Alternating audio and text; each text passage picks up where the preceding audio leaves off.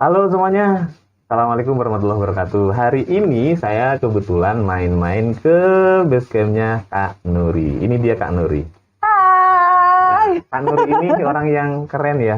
kenapa? Ya karena masih muda, terus kemudian jadi entertainment gitu. Ya termasuk ini sih udah nggak terlalu muda, setengah matang, tapi sudah ada di entertain. Terus udah bisa dibilang kalah lah sama yang muda-muda sekarang. Tapi enggak kok. Jadi makanya saya tuh seneng banget main ke basecampnya Kak Nuri karena selain memang bisa ngobrol-ngobrol, Mm-mm. bisa ngulik-ngulik tentang apa sih yang bisa dibagi untuk teman-teman gitu. Oh gitu, kayaknya udah sering deh kesini, Kita tapi kan baru pura-pura aja ya. buat konten ya. Enggak kan gini Kak sebenarnya. Saya tuh merasa eman gitu kalau misalnya Uh-uh. ke sini sih ya ke sini ngobrol sih ngobrol, tapi kalau misalnya tidak dibagi sama teman-teman yang lain kan eman sebenarnya. Oh Nah, gitu. makanya hari ini spesial banget karena kebetulan Kak Nuri itu juga bisa bukan hanya bisa sih bersedia Mm, mm, gitu. Bersedia mm. untuk berbagi dengan teman-teman yang lain juga tentang dunia broadcasting yang memang ditekuni oleh Kak Nuri sejak bayi. Aduh, sejak bayi aku Enggak ya? kayaknya udah pintar ngomong Oh ya. iya, makanya pada saat lahir langsung halo pemirsa. Gitu. Enggak juga sih, kalau gitu bayi ajaib dong aku. Enggak, Oh, dunia entertain mm-mm. itu, broadcasting itu dari tahun 2010. 2010 berarti sekitar 11 tahun ke sekarang ya. Itu Mm-mm. awalnya gimana Kak? Kenapa bisa kecemplung gitu di dunia broadcasting? Apa memang sejak dulu cita-citanya kayak gitu? Nah, kalau aku punya paman tuh. Mm-mm. Nah, pamanku itu memang kayak, kamu nanti cita-citanya jadi penyiar aja deh, gitu. Gitu. Latihan deh, latihan. Dulu di RRI itu ada aku penyiar Pro 2. Jadi siapa aja Ah, yang mau coba jadi penyiar, nah di sini tempatnya, gitu. hmm, Cuma dari aku kuliah semester awal dari SMA sampai kuliah belum kesempatan untuk mencoba menjadi aku penyiar Pro 2. Padahal udah dipaksa tuh, ayo coba. Nah, akhirnya ada kesempatan bukan jadi penyiar Pro 2 tapi menjadi sekretaris RRI. wih, keren Dulu aku banget ya. tidak begini bentuknya. Gimana sih Kak dulu? Dulu aku segini, sekarang segini. Oh, dulu juga nggak pecicilan ya? Oh, enggak sama sih. Sama aja. Itu Sekarang kan nggak? ini sifatnya udah Oh karakteristiknya. gitu. Heeh. Tapi ngomongin tentang dunia broadcasting atau siaran gitu, sulit nggak sih? Awalnya sulit, tapi karena udah terbiasa ya enggak. Tapi bagi aku, Hmm. misalkan ada perbandingan dunia broadcasting sama dunia apa ya kayak per YouTubean gitu, syuting-syuting itu lebih sulit jadi penyiar radio. Oh, kenapa seperti itu? Nah, tantangannya kalau jadi penyiar radio nih, kalian harus ngomong sendiri. Hmm. Lucu nggak lucu orang nggak mau tahu. Kalau lucu ya mungkin mereka yang ketawa, Ketawa kita tapi yang nggak nangkep nggak gitu. kedengeran ya Heeh. kita. Nah, kalau menurut kita lucu, belum tentu kata mereka lucu. Apa sih, garing banget gitu. Bisa garing.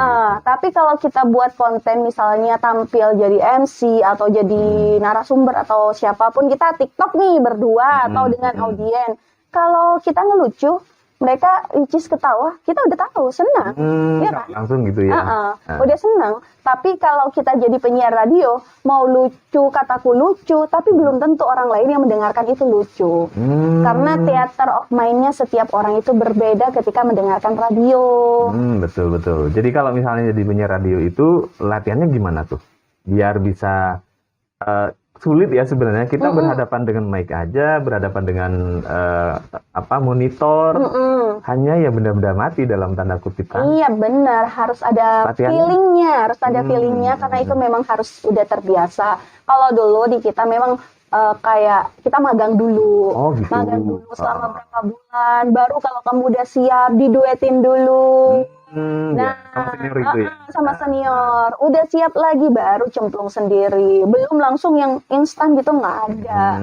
Kita memang harus melalui proses yang kayak intens itu kayak mengasah mental kita, terus mengasah kemampuan kita, bagaimana kita berbicara seolah-olah dia berbicara dengan orang lain. Kan penyiar radio gitu, harus seolah-olah dia menyampaikan apa yang ada di pikiranku kepada orang lain. membentuk dunia imajinasi, kemudian imajinasi itu harapannya sampai ke pendengar gitu ya. Bahkan banyak kan sebenarnya ketika pendengar radio itu kan penasaran, ini kayak apa sih orangnya gitu. Iya, Gimana? kalau dulu katanya penyiar radio itu suaranya aja yang bagus, orangnya ya ada yang bagus juga sih. Iya sih. Tapi kalau dulu kan gini, penyiar radio itu identik dengan suara-suara yang menggema, yang bagus, Besar gitu, yang berat besar. gitu.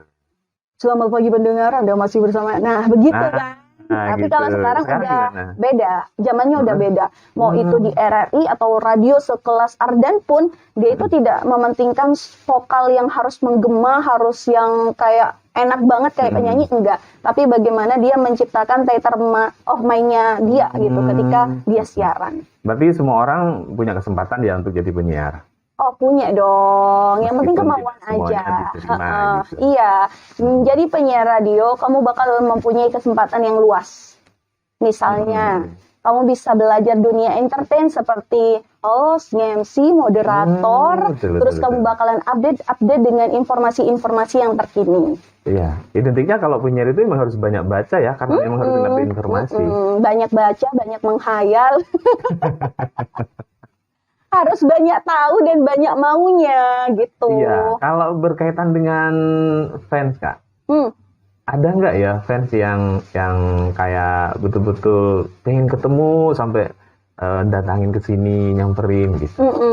Kalau pas waktu aku awal-awal di RRI itu memang dulu kan masih ada telepon-teleponan ya, telepon gitu, salam-salaman. Sekarang nggak ya? Enggak. Oh iya.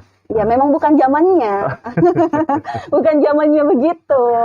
Nah, kalau dulu gitu kan telepon-teleponan, aku merasa asik juga ngobrol sama mereka. Ada yang sampai sekarang itu masih menjadi temannya aku di media sosial dan dia masih komunikasi kayak japri-japri gitu. Kak, gimana ini? Ada juga yang jadi kayak semacam yang nguntit-nguntit gitu.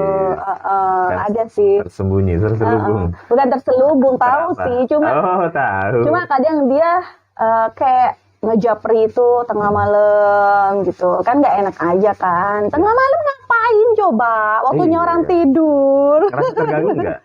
Terganggu sih iya, tapi aku biarkan aja gitu. Nggak Ya apa-apa mungkin ya.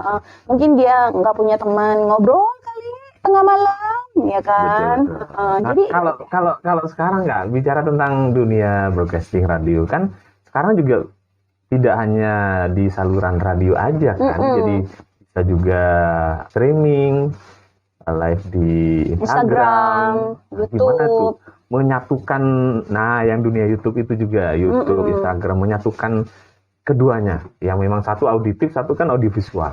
Iya, kalau kita pada prinsipnya aja sih, kita kan radio terestrial.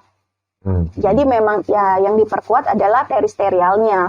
Untuk Instagram, YouTube itu pendukung. Tetap walaupun pendukung, kita kayak fasilitasi apa yang memang itu dibutuhkan. Kalau misalnya di Jakarta nih, siaran radionya udah di-box kan, udah di-box itu tuh kayak box-boxnya makanan tuh.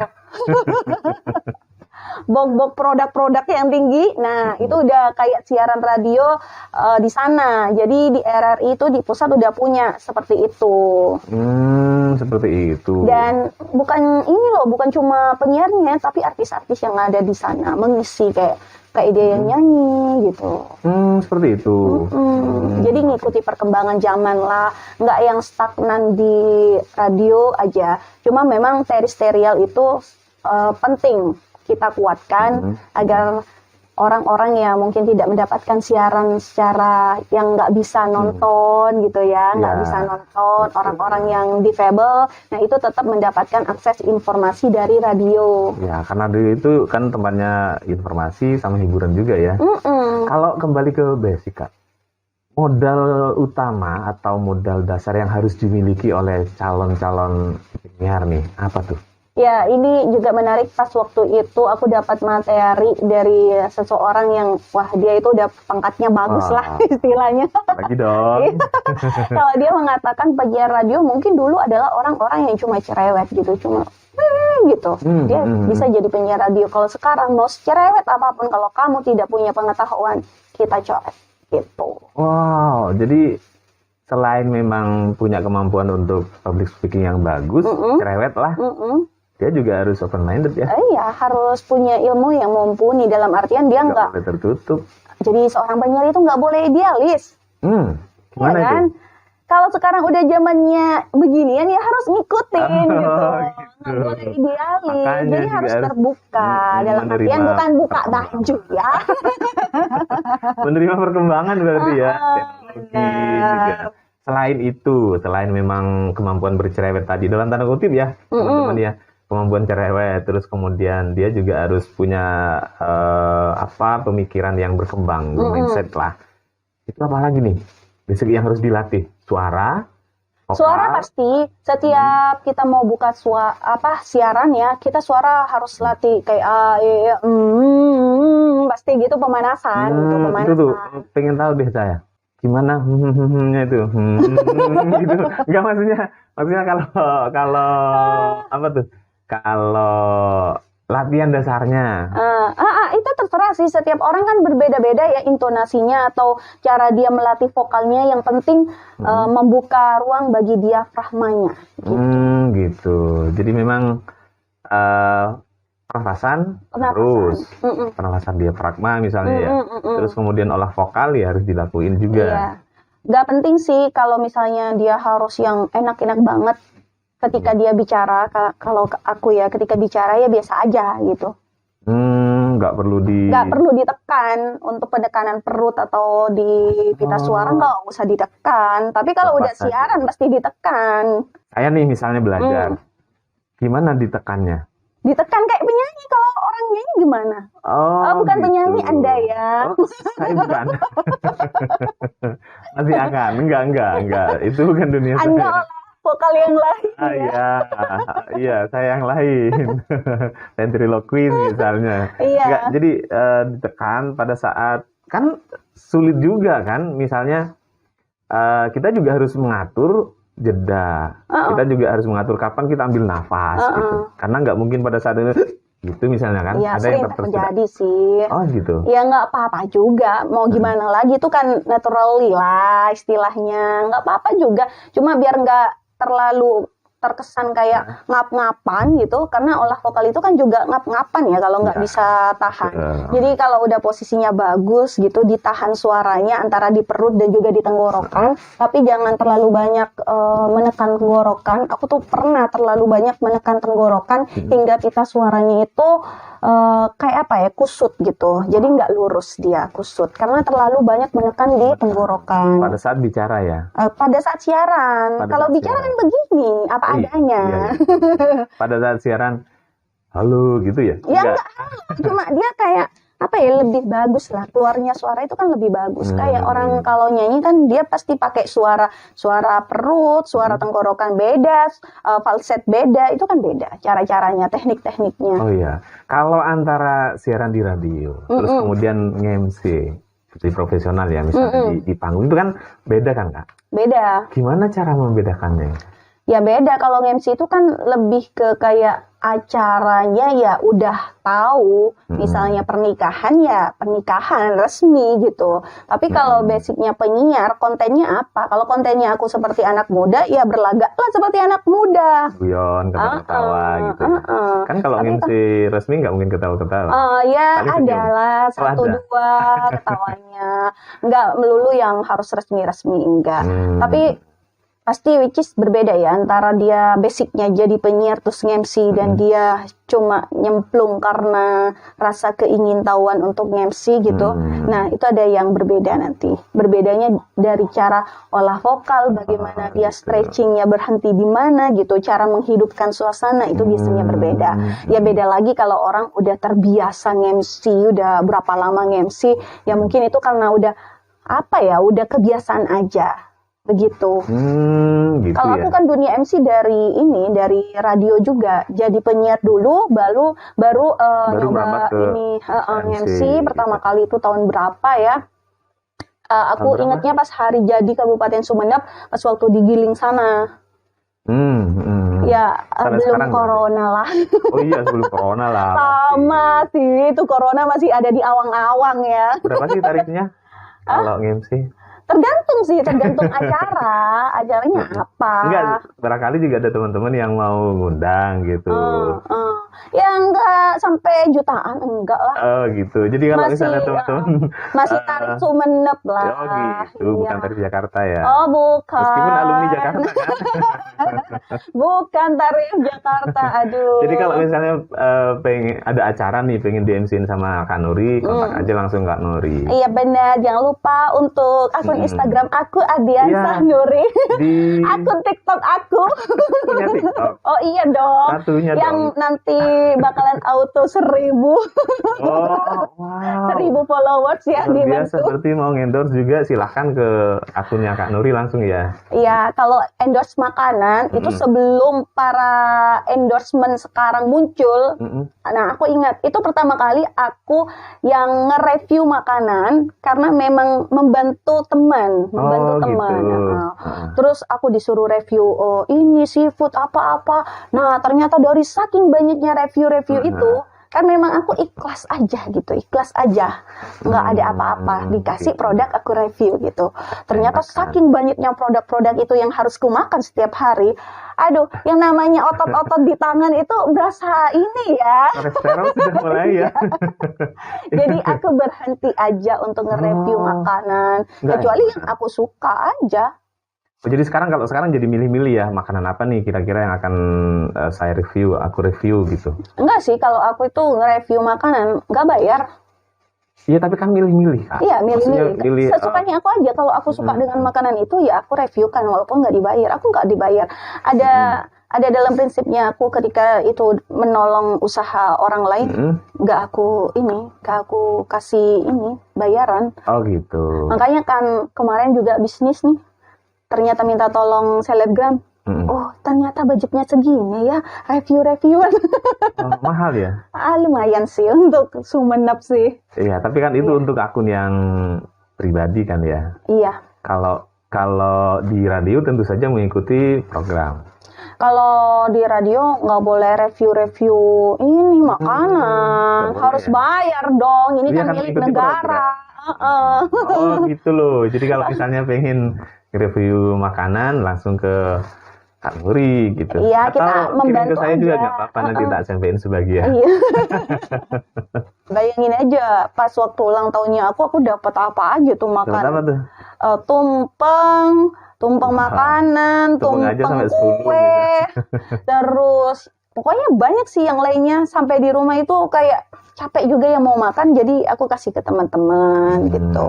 Saya nggak terkirim ke Iya, karena Anda jauh ya. Wow. Nanti kalau tidak jauh. Teman-teman, ternyata ada jarak yang memisahkan kami. Itu kan cerita tentang kayak seneng-senengnya, suka-sukanya gitu. Ada nggak duka yang nggak enak banget gitu? Ada. Apa tuh? Dukanya ketika misalnya, untung aku juga punya tim yang solid banget. Ini aku juga katakan ketika pas ikutan diklat gitu, semuanya cerita-cerita begini-begini. Aku itu beruntung, aku tuh bilang, aku tuh beruntung punya teman yang satu paham dengan aku, satu frekuensi dengan aku. Mau apapun keadaannya kita saling bantu. Misalnya pas aku sakit. Oh gitu, itu sakit sakit di studio. Sakit di studio. Sakit di studio. Kalau mungkin sakit di rumah biasa aja. Ya, Ini sakit di studio ketika pas siaran gitu. Jadi pada saat siaran Kak Nuri tiba-tiba sakit. Tiba-tiba sakit, badan menggigil, yang mau siaran pun nggak bisa, mau buka gigi pun nggak bisa gitu. Jadi sampai parah berarti. Sampai parah. Jadi aku telepon teman, langsung semuanya datang. Terus itu udah paling sakit, paling parahnya aku pas di rumah sakit udah berapa hari.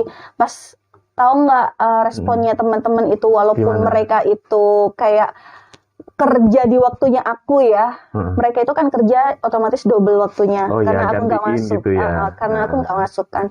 Ternyata mereka bilang, ya Allah, kamu sampai begini, Mbak, gitu. Mereka nangis melihat aku, dan itu yang membuat aku terharu. Ternyata ketika kita memulai sesuatu dengan hal yang bagus ya, dari hal yang bagus untuk diri kita juga, untuk tim juga, itu semuanya bakalan bagus gitu. Jadi nggak ada kayak persaingan mau jadi apa, kita sama-sama membangun gitu. Betul. Jadi konsepnya sekarang bukan persaingan ya, tapi kolaborasi kan. Enggak persaingan. Kita enggak persaingan. Iya, kan kolaborasi kan. Saatnya sudah berkolaborasi. Makanya sekarang saya kesini juga berkolaborasi dengan Kak Nuri. Kan kemarin ada job, aku panggil tuh Kak Afan ada job.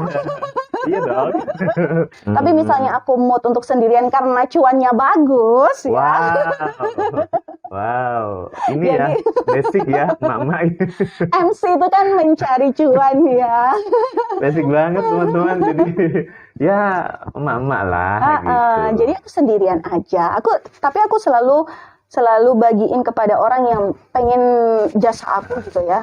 Mau nggak nanti acaranya gini, ini ada cowoknya, ini ada ceweknya, nanti kita kolaborasi atau mau pakai EO-nya kita nggak gitu, yang minimalis begini-begini. Aku selalu tawarkan itu. Tapi aku percaya sih, saya percaya bahwa Kak Nuri itu memang kalau ke teman itu, wah luar biasa akhirnya ya.